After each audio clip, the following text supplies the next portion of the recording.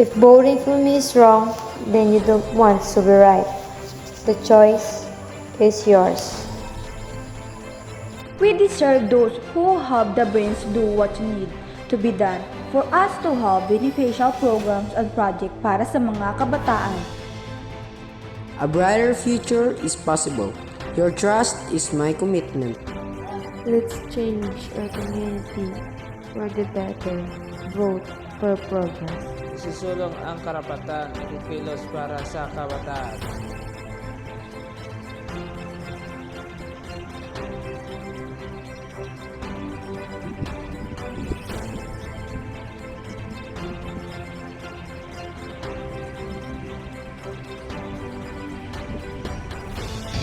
I am committed to working tirelessly to address the needs of our youth and to create a more inclusive, supportive, and empowering environment for all.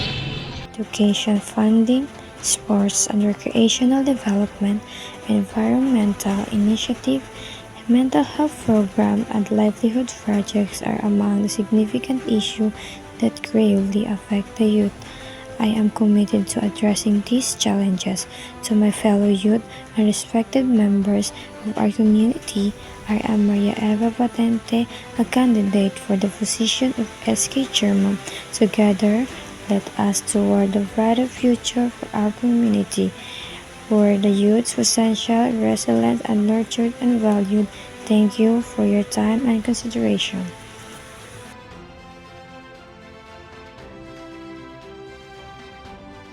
Change is in our hands. Your need is my priorities. Let's work together for a better community from passion to action. Mga minamahal kong kabataan, ang pagiging kabataan ang simula ng pagkahubog ng mga taong may pangarap na makapaglingkod sa kapwa. Kaya't piliin ninyo sana ang may kakayahan at abilidad na kayo'y pamunuan at maging matalino sa pagpili ng mga namumuno sa ating kabataan. Ang namumuno ay dapat makinig sa mga hinanaing ng bawat kabataang kanyang pinangakuang paglilingkuran. At ako ngayon ay nakatayo sa inyong harapan upang ako ay inyo lalo pang makilala.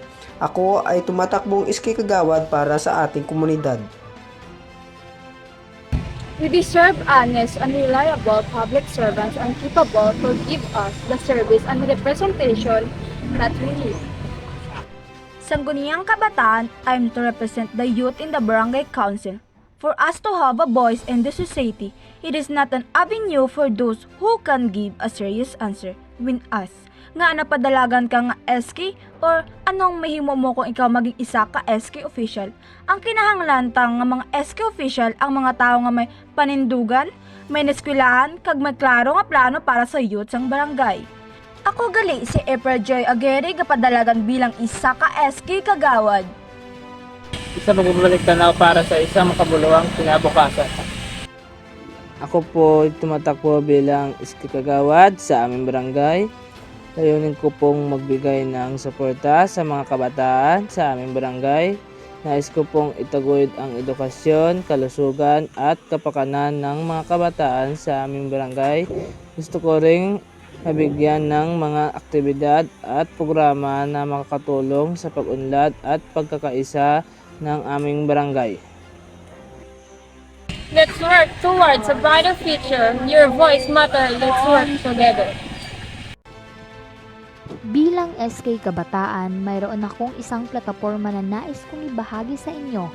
Ang aking plataporma ay tungkol sa pagpapalakas ng edukasyon at oportunidad para sa mga kabataan.